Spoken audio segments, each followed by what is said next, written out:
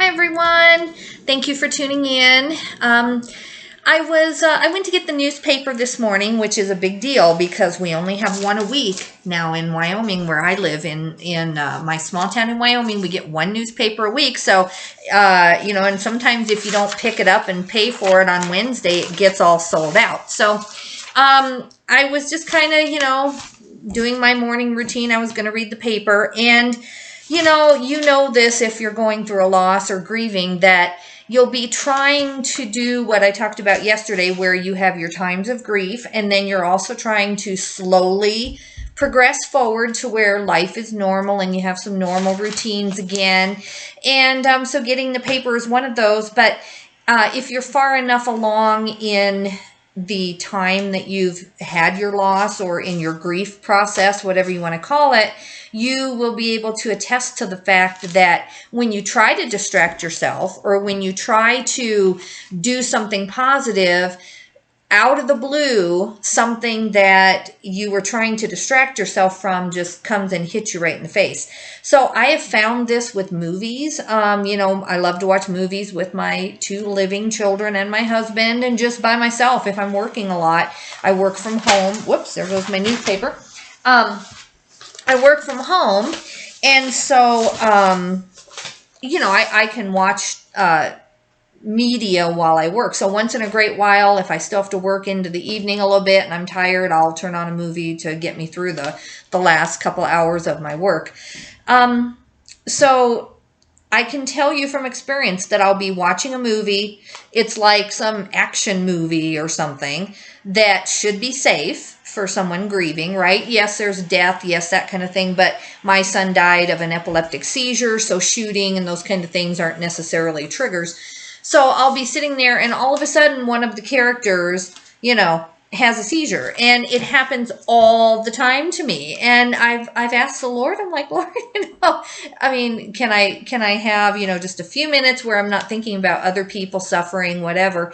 I've been in the middle of a book before that I really loved. I can't even tell you which one, but it was an audiobook, and I was seriously 2 hours into the audiobook, and then there was a twist where one of the main characters either died of a seizure or had seizures, and it was like a big part of the story, and it became that. And so I'm sure that you faced that too, and I'll make a whole video dedicated to that. That wasn't really the topic of this video. This video I wanted to talk about ways to honor those we grieve, or those losses that we have. What do we do that's positive and yet doesn't bombard our Facebook account with all of our friends and family just every day? I miss my son, I'm sad, this happened, that happened. How do we appropriately involve others in our grief, and appropriately without hurting them? We can't worry about what they think. Those are 2 different things. But how can we appropriately get our point across that this was a living person, or this was, a relationship that we had, or for some reason this was a situation that we wish we could have back, and now our life is different. How do we express that to people? My life's very different than it used to be, and yet not scar other people. Because even me, as someone who's still going through this process, it would be hard for me if someone every single day, on something that I was casually surfing. Now, here on this grief channel, every day that I post, we're going to talk about grief. But if I were casually trying to just kind of go through my day on Facebook, and over and over and over again, all the time, all day long, someone was posting about things they've lost, their financial situation, their son dying, even though I think I would be the most understanding person above anyone else, that would still be hard for me. And so I will have a video eventually about other people and what we need to do. We come first. We're the ones suffering. We're the ones grieving. So yes, we come first. But there is that point where we don't get the help we need from others. They don't buy in if we aren't able to reach out in the right way. So some of that's going to sound controversial, but I think you'll see my take on that isn't. I do believe other people don't do their part, don't pull their weight, don't always understand.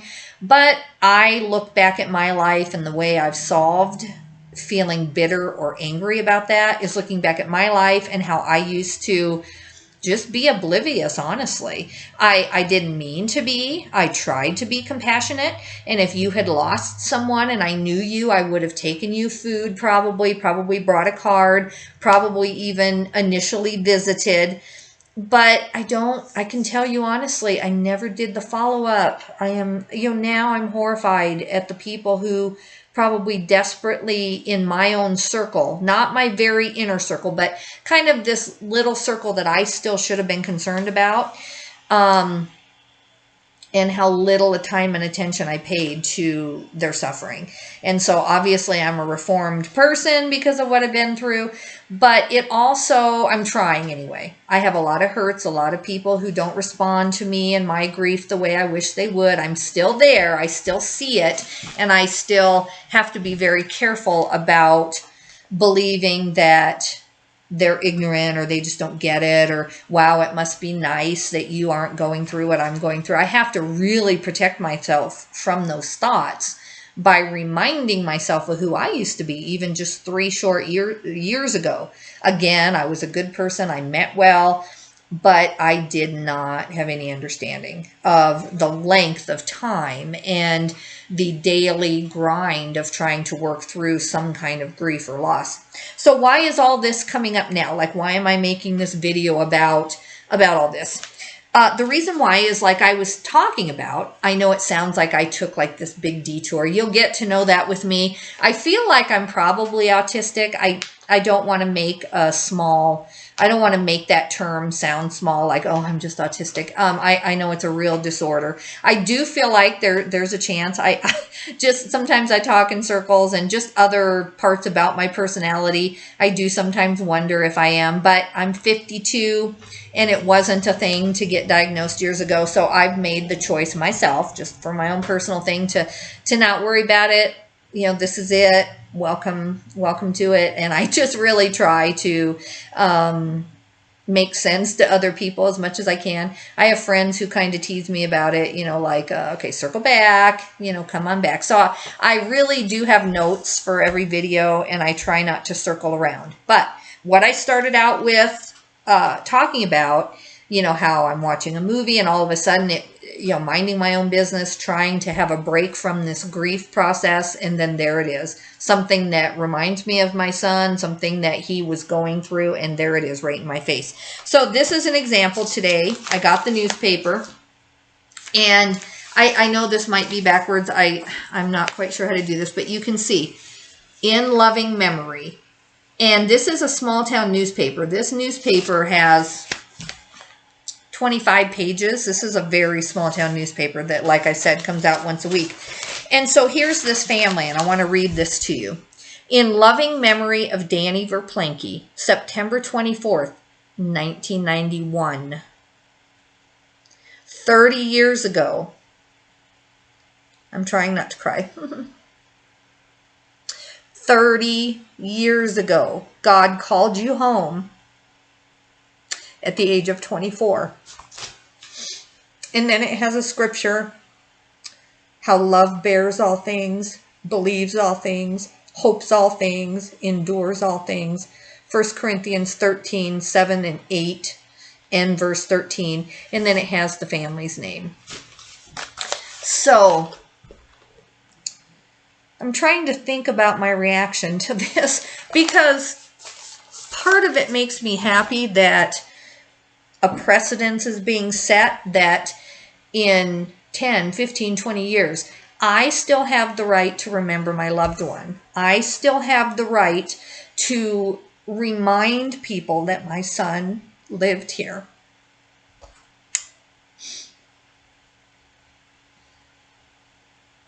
And so do you. So do you. And that made me happy to see that. But I'm also someone who's grieving. How do people react to that who aren't grieving? It doesn't really matter to me. I don't care. I don't care what people think, and that family probably doesn't and shouldn't. I hope not.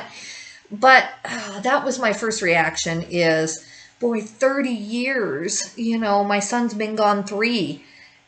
And so I've never been one who is naive enough to think, oh, in 30 years, you know, Tim dying, I'm going to be recovered from that. Life will be back to normal. You know, we'll have everything back and hopefully have some grandkids by then and be traveling. And plus I'm 52 years old. Hopefully I'm still around myself in 30 years. But assuming that I am, I know for a fact that I will remember the day he died, the day of his birth. And I know that out of nowhere, even 30 years from now, there'll be a food that I eat that I don't have very often and that I just have, you know, maybe I don't even order it myself because I'm not thinking. And then here it comes on the table and you're like, oh, that was Tim's favorite. He loved that. So I guess it's encouraging and discouraging at the same time. Goodness. I'm really trying to talk and not cry.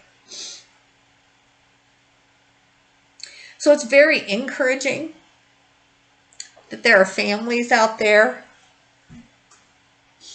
who know that it's okay to remember your loved one even 30 years later. 30 years, my goodness.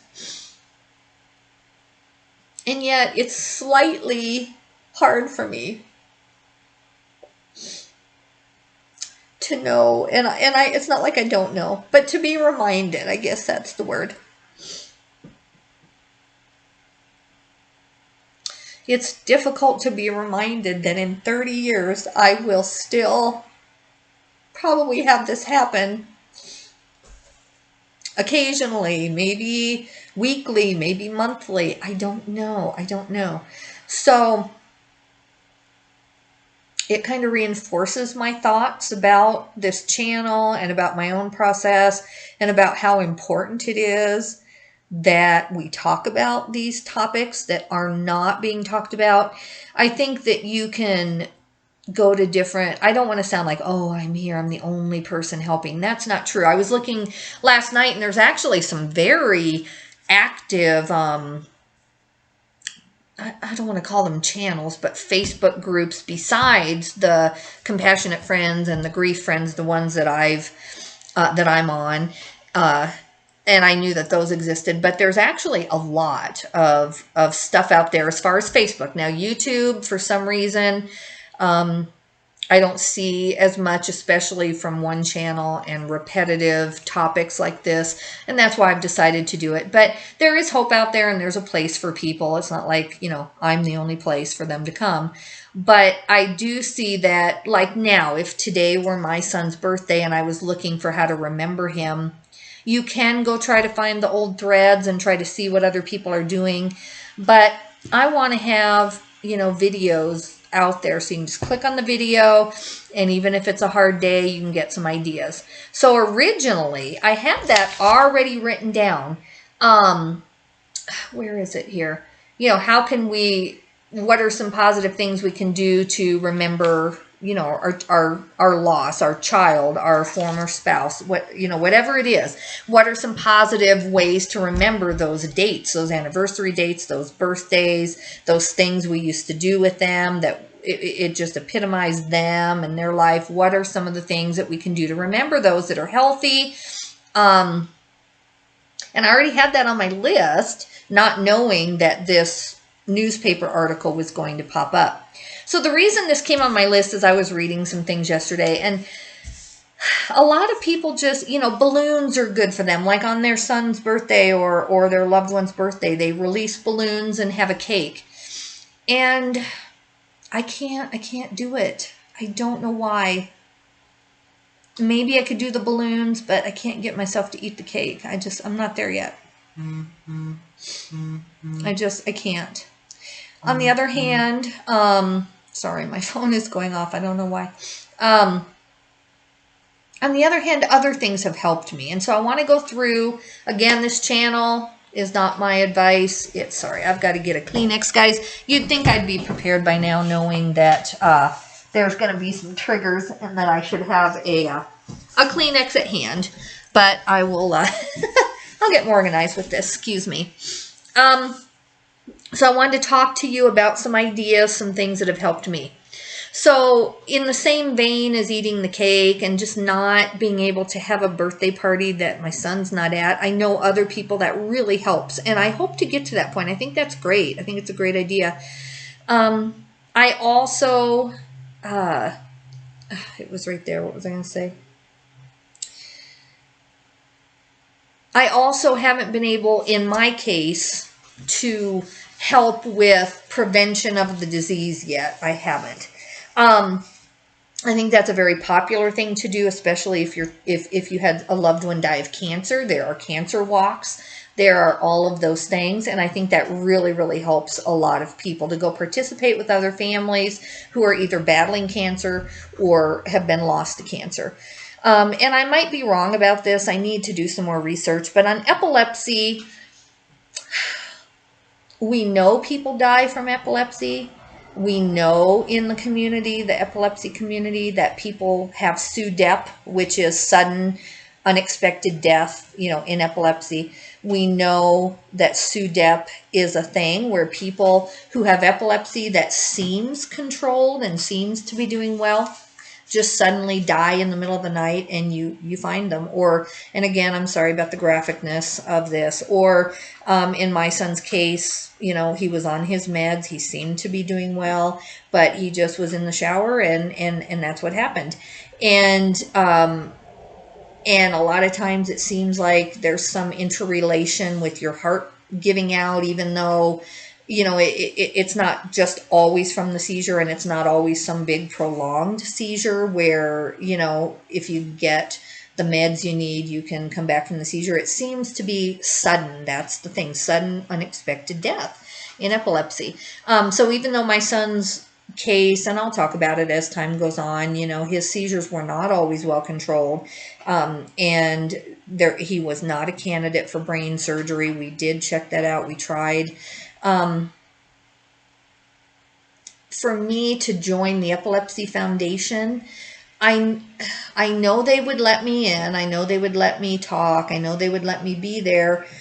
But to me, it's a little different because the neurologist doesn't tell you that epilepsy is very possibly a death sentence, because so many people get on their meds and they don't even ever have a seizure again, or they have very infrequent seizures. So for me, I always knew my son might die in a car accident. I always knew that he might die from a fall. I always knew that he could possibly die from living in California and he had a seizure in his car and he couldn't get out of his car and no one knew that he was sitting in there, and of heat stroke. So believe me, I had 1,000 different ways that I knew that someone with epilepsy that was struggling to control it with the meds could end up having severe trauma or death. And so it wasn't that I didn't address those things in my own heart and mind the whole time. From the minute he got diagnosed, I realized that these meds weren't working. I had as much hope as a parent can have, but it just wasn't working. But so for me, the point is that I don't know if it would be accepted for me to go to all the Epilepsy Foundation things and say, oh yeah, my son died of epilepsy, by the way. I don't know. I need to check it out. I guess there probably is a SUDEP group. I'm sure there must be, of other mothers or other families who have lost people to epilepsy. And so that may be something I want to check out. But what we have done, and this is just what has helped me, is my son loved film. He was a filmmaker. He had great promise, as every mother would think, but it's not just because I'm his mother. He did. And when you go to college to be a filmmaker, you don't get a scholarship. It's just the truth. You get a scholarship if you're going for science, if you're going for math, if you're going for engineering, those kinds of things. And yet in California, being a filmmaker or an editor of films or an actor, it's still rare that you make it, but it's not rare that you make your living doing it because of the film industry. Right now during COVID, it might be. And, he would have been definitely struggling eating beans and rice right now if he were alive, because of COVID. The jobs on film sets are very rare. But my son was doing well. He did um, one commercial. This is just an example. He did one commercial, and he was sitting in a boat way far away. You couldn't even tell who he was. I think he had some kind of hat on or outfit on. Couldn't even place him or see who he was. I forgot how long it took him, if it took him half a day that he had to be on the film set or whatever. But literally he got paid $500 plus residuals for never having his face on there, and he, never really even seeing him. He was like some distant extra. And so there was definitely money to be made. He had an agent who took him on, not the kind of agent that you pay, but the kind of agent who takes you on and says, we think you have potential. So, excuse me. So for us, the thing, based on who Tim was in his life, the thing that has helped us the most is having a scholarship fund for film students, because it's just the epitome of who Tim was, and he could have used that. He went to film school, and he has a 4-year degree in film, and it was a big struggle. We live in rural Wyoming. I can't say rural very good with my braces. I'm sorry about that. But we live in the mountains of Wyoming. And he, without my help, really, because I was paying for all his medical bills, all of his teeth repair, all of the trips to Denver Children's, I was still we were so bound up in debt. I can't even tell you. That's another video that we'll make about some of these things. But, he found his way. He got scholarships. He made it happen. And yes, he had some school loans he took out, which we don't like or didn't agree with. And thankfully, those were paid off when he passed away. But he was determined, and he was one of those people that was going to make it happen. And he was. He had just graduated, and he had jobs coming his way. So the scholarship makes us very happy, because I know that these are students. We've had to bend it a little bit for COVID, because the film industry in California was kind of decimated, and even the colleges were not meeting in person. And so to get a film degree and you're not in person, to learn how to use the cameras and learn how to do your films and make them, I don't know what they've done, but I know for one of the years since Tim passed away, actually it's going on 2, the film school just had trouble even finding film students to give the scholarship to. Now we're back to where we will emphasize film students. So for a while, we gave some scholarships to Tim's local high school up here, and we did give it to someone going into hairdressing, someone going into, I can't even tell you now, but they were non-traditional degrees, writing, things that people think, that's a waste of your time. You're never going to make it as a writer. But we are a family of entrepreneurs, and we are a family who believe that if you're called to be an artist or called to be a filmmaker, if you try to fight that, your life's going to be horrible. Because I tried to fight being an entrepreneur for a long time. So I have personal experience that this is what fits me. This is what I have to do. Otherwise, everyone around me suffers, not to mention how much I suffer. So we learned that, thankfully, by the time Tim was of a certain age. And so we feel very strongly that we want to invest in non-traditional degrees, more trade school type things, more odd things, writing degrees, art degrees, things like that. And so that has helped us. Really, honestly, that's where we pour most of our time and attention into, as far as helping us with our grief and helping to give back. I do teach kids at Sunday school. My husband goes to church camp and works with kids, which was very important to Tim growing up. He went to church camp every summer, and it was like his life.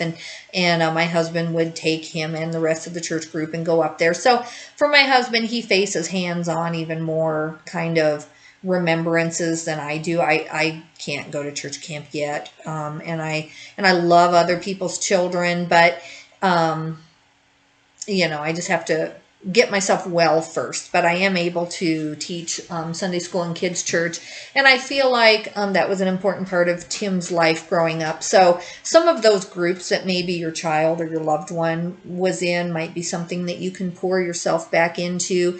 Other things I've heard many other people talk about are just giving back in some way. Sometimes people go and buy a cake and give it to someone else, or they pay it forward in some way and they have little tags in the name of their loved one. I haven't done anything like that. I would love to do that. I'd love to be the person on the subway in New York and just leave little envelopes of money with my son's picture in it and just say, you know, this one's on Tim. And, you know, I have plans. I have things I want to do. But we felt a lot better by doing the scholarship. It has really helped us heal a lot. Another thing I want to do that would help me, because of all the medical bills that we suffered from, is to help others, surprise them, not, that they're begging for money or anything like that. We want to, maybe pay off medical bills for people. And all of this takes time and raising money, because we are not wealthy people at all. We are just slowly building the scholarship up. And we're blessed every year somehow, between what my husband and I give and a few friends who always remember. I mean, we get envelopes from people who, we don't talk about the scholarship all the time. Every year at school time, we put on our Facebook pages who we gave the scholarships to, who got the scholarships and how much. And I think that just throughout the year, there are people close to us who give $50 and $100 here and there. And so almost every year we've had between $3,000 and $5,000 to give to partly his high school, mostly his alma mater in California, and also to our church groups that Tim participated in and that were important to him. So that has been very healing. So I just want to encourage you. I don't have a bunch of novel ideas that, oh, if you do this, you're going to feel 100% better. Maybe your child was an infant, and so a college scholarship may or may not be the thing. Maybe helping an unwed pregnant mother or something may help you, or something directly involved in the type of illness that your child died from, or some kind of prevention that your child died from. I am also a nurse. That's one of the detours that I took in my life, and I don't mean to make it sound like I didn't love it or enjoy it. And I was a good nurse too. I am a good nurse, but it wasn't my passion and where my heart was. And especially after my son's death, I realized I had to pursue my passions, and I had to do that for myself. So I now work from home and I'm self-employed. But as a former nurse, I do have a platform. If I do want to talk about epilepsy, I do have the medical training to back it up. And I would be able to talk about being a little more prepared when you have epilepsy. However, I'm still praying about that one. With cancer, again, I don't want to compare it because I don't have a child with cancer. I don't have any real experience with it. It just seems like from the media that it's more accepted to talk about the fact that your child may die or your loved one may die if you don't get a handle on this cancer. And with epilepsy, again, maybe I just haven't done my research because it's so painful, but it just seems like for me to show up and do local talks about, being careful because you can die from this. I don't know if that platform is available yet, or if it's even something that I want to scar families with. I'm kind of torn. I want them to know that it's a very real possibility, and yet I don't know if I have the heart to be the one to deliver that message. Doctors and neurologists are not delivering that message. Not with epilepsy. That is a known fact. That some neurologists feel that there's nothing you can do about it. It's not like with cancer where maybe you can try chemo, maybe you can do some things. With epilepsy, once they once they're unable to get the brain surgery, you know, yes, they can stay on their meds. Yes, they can do the normal things that you're already telling them to do, but there is not necessarily any prevention. And so I don't know if that's an avenue that I can take. So find something. Again, we're not moving on. You know, my son's scholarship, that does mean a lot to me, and that really makes me happy when we're handing it to those kids. It doesn't, I have not moved on. So, oh great, now we have a scholarship and now I can just go live my life and not think about Tim. But it has healed. It has helped. It's been a tool that I hope that you will consider using. I think that, you know, you need to have a toolbox. We're building a toolbox of things that can help us in our grief journey. And ultimately, my belief system in moving forward is that the more that you do for others, the more that you do that's good. Even like in my case, I don't think that I'll have an impact and change the world as far as epilepsy is concerned. I'm a nurse, but I'm not a scientist. I can't necessarily discover the cure.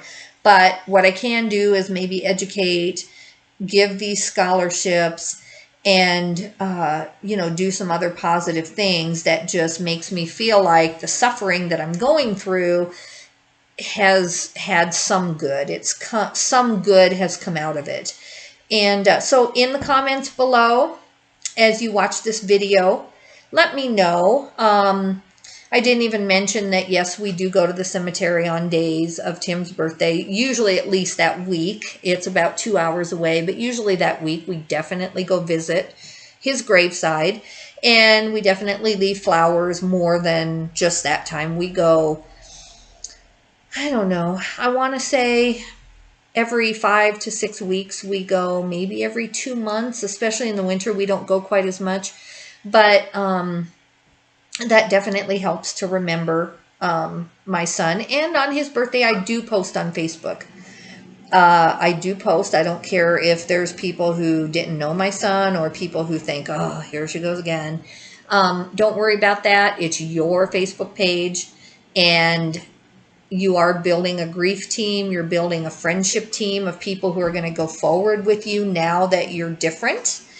And if any friends don't understand you being different, if they don't understand why you, after 5 years, would still need to post a picture of your son or of your loved one or of your mother and say, you know, Mom, I really miss you on this day. Happy heavenly birthday. Have a great birthday. I miss you.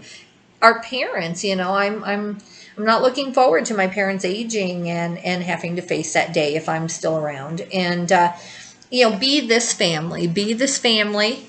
This is about them. This is about their family. This is not about the people reading the newspaper who just skip by it. This isn't about someone who doesn't even take time to read it. This isn't about people who think, oh my goodness, it's been 30 years. This is about you and building a group of people. And I don't believe that we delete people. I think we have to be very careful about that, and I will have videos about that. That's something very important. I see a lot of people on a lot of these grief groups saying, you know, I'm just not going to talk to my aunt again because she doesn't get it. I don't agree with that. That's not my philosophy, and you will hear how I feel about that. I know that there are people that might be aggressively hard on us during our grieving time, and I do think maybe we do have to spend less time with those kind of people. That is true, but we have to be very careful about eliminating people who are just ignorant or don't get it. But with that said, your Facebook page will weed itself out. People who can't understand you, who think you've changed too much, who think that your way of remembering your loved one is inappropriate because, you know, I would have been over it by now. And, you know, 3 years, I mean, 3 whole years, her son's not coming back. Doesn't she get that? You know, that I do suspect, I've never had anyone say that to me, but I do suspect, based on reactions, and we have to be very careful about that too. We can't look at someone's face and think, oh, I got you pegged, I know what you're thinking. We can't do that. We have to be very careful. But I do suspect from some reactions and things said that are very subtle that, you know, there are some people starting to get that way with me. You know, the first year, everyone was my friend. Everybody understood. Everybody was there. Everybody sent me cards. Everybody still brought food. Everybody stopped me and said, you know, how you doing? Year one, you know, and I'll have I keep saying it, but I'll have a video just about that subject. But if your Facebook page is like that, there are nice ways to block certain posts from people. You can learn how to do it. You just Google, you know, how do I keep, you know, certain people from seeing this, letting others see it?